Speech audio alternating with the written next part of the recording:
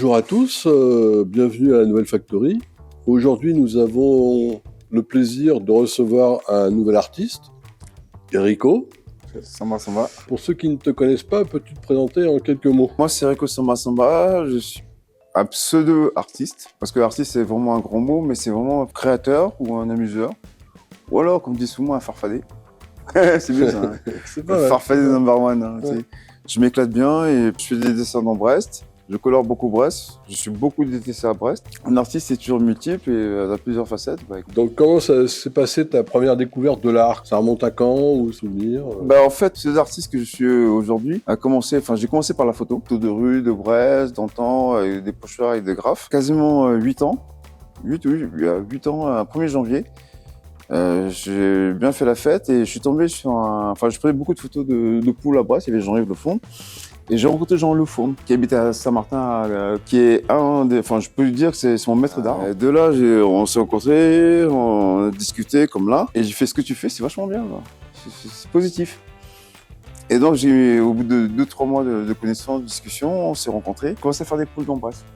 Donc, je suis le petit fillot, quoi, l'élève, quoi, tu vois. Donc ça a été le déclic, quoi. C'est pas au début, on sait jamais c'est quand le déclic, quoi. Ça t'a plu, quoi. Ouais, j'ai adoré, quoi. J'ai fait mes premières poules, sauf que lui, il avait une couleur rouge, blanc et noir. Des couleurs que je n'utilise quasiment jamais à faire le rouge. Le blanc et noir, je n'utilise jamais en pochoir. Et là, j'ai commencé à faire mes premiers pochoirs dans Brest. Ça m'a éclaté. J'en ai foutu partout. Oui, c'est vrai, quand on se promène dans Brest, Ah ouais, dans Brest. pour ceux qui ne connaissent pas Brest, si un jour vous avez l'occasion.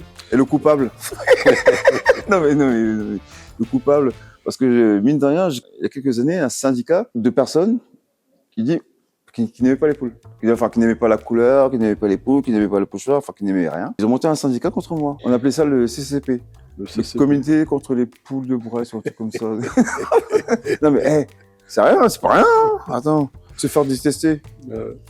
Et donc, par exemple, tu peux nous décrire une journée type, comment ça se passe, comment tu fais tout ça? C'est la nuit, c'est le jour, Avant, c'était la nuit parce que le street art, la base du street art, c'est souvent de se cacher. Mais vu que je me suis fait arrêter, les premières fois que j'ai commencé à mes poules, je finis au commissariat. Et bien d'autres choses. Et donc, en partant de là, j'ai plus besoin de me cacher.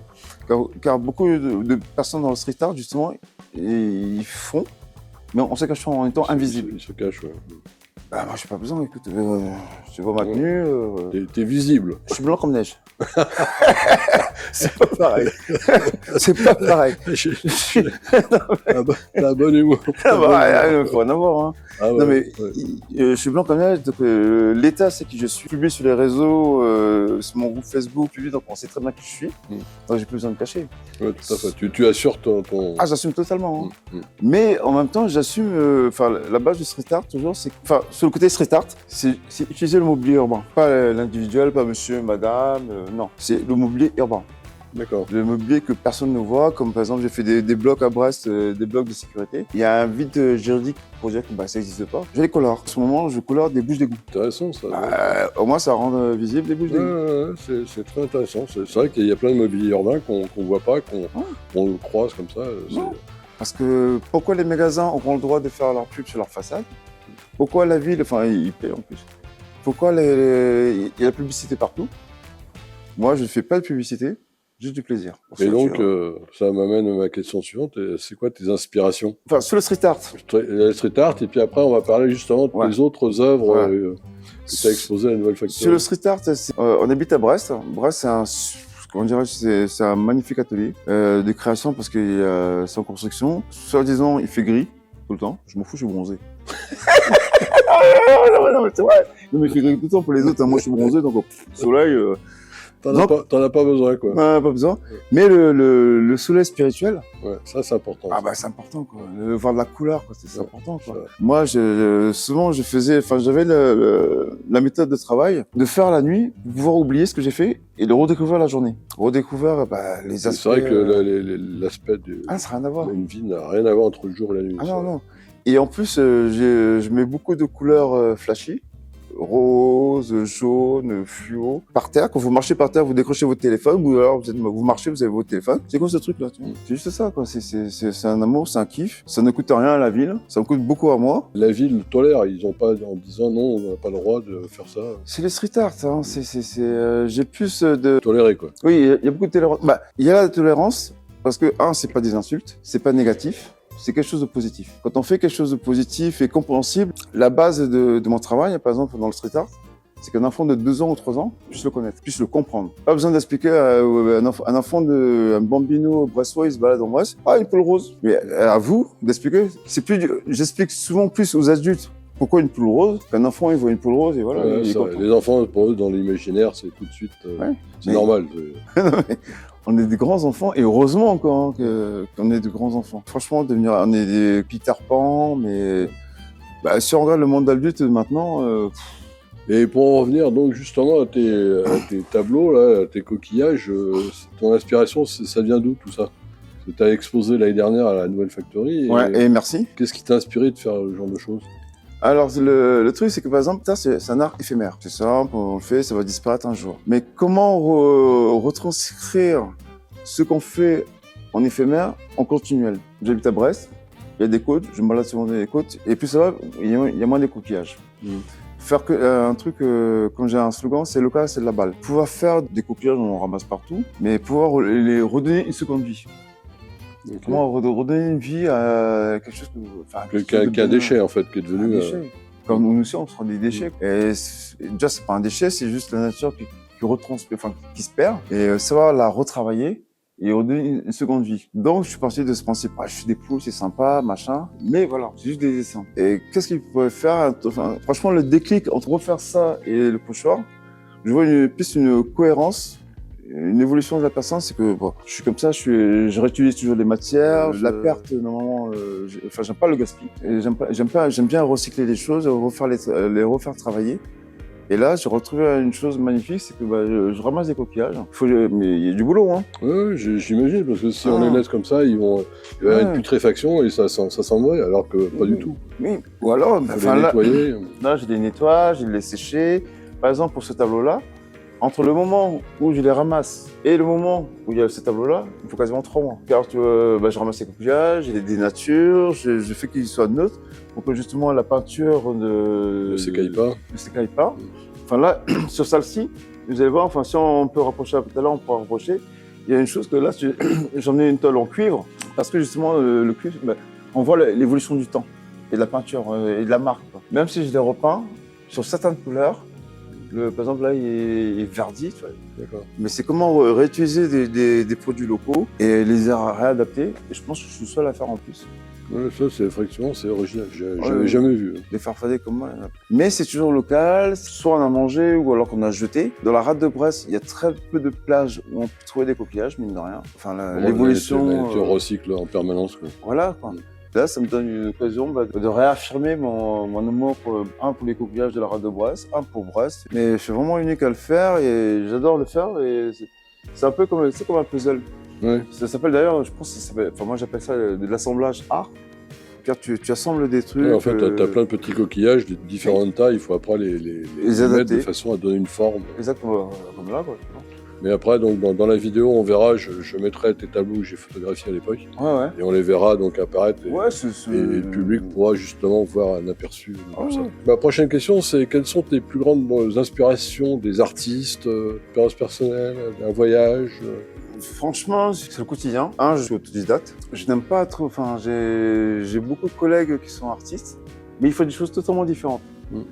Et surtout, je ne veux pas leur ressembler. Ouais, c'est vrai que ce que tu fais, c'est original. Ah oui, mais même avec mes pochoirs, je ne vais pas ressembler.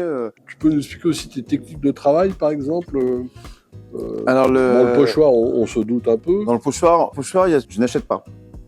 J'ai pas assez d'argent. Les bombes, ça coûte une blinde. Et il faut que je trouve des matériaux qui sont réutilisables. Donc, je fais beaucoup de récupération. Des matériaux que souvent, parce que j'ai commencé à faire des pochoirs à Brest sur les chantiers. Pourquoi les chantiers? Parce que un chantier, c'est en construction. Et j'aurais pas de problème, parce que vu qu'un immeuble est en construction, on peut le peindre, il va être repeint, il n'est pas en finition. Tout à fait. Et donc, dans cette logique-là, des bouts de bois que je peux ramasser par terre. Et c'est en même temps, c'est ça la base du street art et l'art brut. C'est l'art de pouvoir récupérer. D'accord, récupérer, réutiliser... recréer et réutiliser les choses. Ne pas gaspiller. Très anti-gaspille. Il faut réutiliser les matières. Les matières qui me coûtent le plus cher, c'est les bombes, les peintures, l'accoulage. Les coquillages, c'est la nature. Ouais. Sauf que, il faut prendre le temps pour aller les ramasser. Mais là, ils sont collés, en fait. Oui. C'est- Oui, mais il faut prendre le temps d'aller à la plage, de se balader, de pouvoir les les ramasser. sélectionner, les ramasser, Et- prendre ceux qui sont pas cassés. Exactement. De pouvoir les dessécher, tout ça, tout ce processus-là. Nous, comme je le disais tout à l'heure, il faut vraiment pour faire un truc, quoi. Ouais, donc, Parce que tout est vraiment... Mais donc, s'il y a 3 mois entre l'idée et la non. finition, L'idée, enfin non, entre ramasser les coquillages. On ramasse les coquillages, on les dénature, on les travaille, on les laisse reposer. Après, il faut que je retrouve, par exemple, je vais souvent dans quelques magasins, récupère à Brest ou des magasins de déstockage, il y a des vieux tableaux, des canevas. D'ailleurs, si vous en avez, je suis open bar. Et gratos aussi. Mais pouvoir redonner vie aux choses. Donc, ça prend du temps. ouais, ça, Et redonner vie là, c'est un petit exemple, mais bon, on verra, on mettra en photo. Quand tu as exposé, tu avais fait un écran qu'on avait suspendu, qui était assez impressionnant d'ailleurs. qui sont encore exposés. On dirait, c'était des anges, c'est ça. Les grands papillons là qui sont exposés, papillons, les grands papillons qui sont encore exposés là au restaurant Chinatown à Brest, là, à côté de Giron. Mais non, enfin c'est toujours un ensemble, mais pour donner une valeur matérielle, pas avoir acheté de l'or ou faire fondre de l'or ou du bronze. C'est bien, ce serait magnifique. Hein. Ça m'amène à la question suivante. Donc pour toi, l'art, c'est un défi permanent, parce qu'en fait, ce que tu récupères, tu crées à partir de rien. Enfin, vraiment, l'art, c'est un défi. C'est un défi ou par exemple, par rapport à ça, un moment difficile. Est-ce que c'est des fois difficile ou c'était le yin et yang. Voilà, donc des fois. C'est un 8 circulaire. Tu peux manquer d'inspiration ou c'était toujours en effervescence avec... Disons que je suis toujours en effervescence en sachant que je ne vis pas de ça. Je suis obligé de travailler à côté, je suis obligé de créer à côté pour pouvoir vivre de ça. Mais c'est juste mon exutoire. J'en ai besoin, j'ai besoin de me balader, j'ai besoin, c'est un besoin. C'est comme je dis souvent, mon travail c'est mon côté esclave. Ce que j'ai besoin c'est financer, payer tout ça. Là je gagne pas beaucoup d'argent, mais j'en suis milliardaire, car les personnes qui le voient et le ressenti. C'est assez complexe, mais c'est pas grave. Il y a des peintures qui me parlent pas du tout. Par exemple, moi, je fais du street art. Tout ce qui est lettré, que les gens les écrivent, c'est leur langage à eux. Et moi, ça me parle pas du tout. Par contre, vous faites un pochoir ou un visage de pochoir, comme à Brest, il y a un moment, il y avait une personne qui avait fait des petits renards. Ça me parle. C'est un petit renard caché, un petit renard. J'ai déjà vu, même des fois, on voit sur certains sites des graffeurs, ou je vais dire ça, qui refont à partir d'une crevasse, ils font un personnage. Exactement. Ou même ceux qui s'accrochent sur les fameux poteaux sens interdit, un numéro de rue, c'était le 21, en fait, il avait transformé ça en pêcheur avec le 1. Oui. Mais il y avait un gars, il y a quelques années, là, à Saint-Brieuc, il avait osé faire des... Tu sais, comment ça s'appelle, les panneaux de signalisation. Oui. Il les fait en mode rigolo. Ouais. Mais bon, voilà. Nous, voilà, c'est ça le truc, c'est que la base, c'est pouvoir ressentir. Faire ressentir. Après, toute personne est créateur, hein, toute personne. Et surtout, la base, c'est pas si c'est un art, c'est vraiment une obsession. Et ça... c'est une obsession continuelle parce qu'on a besoin de vivre, on a besoin de respirer. Moi, j'ai besoin de faire ça. Mais en même temps, c'est un exutoire. Je suis dans la restauration, il y a beaucoup de gens qui me côtoient en dehors de cet état, tu me vois, je suis blanc comme neige, un professeur cravate, machin. Et le soir, je suis comme ça quand je sors du boulot. Mais tu mets ta tenue d'artiste, quoi. Ma personne. Ta personne. Ma vraie personne. Je prends un déguisement pour aller écouter l'esclavage, mais là, je ne gagne rien du tout. Grâce à vous, peut-être quelque chose. Hein. Mais là, rien. Après, on va diffuser c'est le vers but, YouTube, donc après... mais je vais le diffuser. Hein. On va diffuser ça sur YouTube. Oui.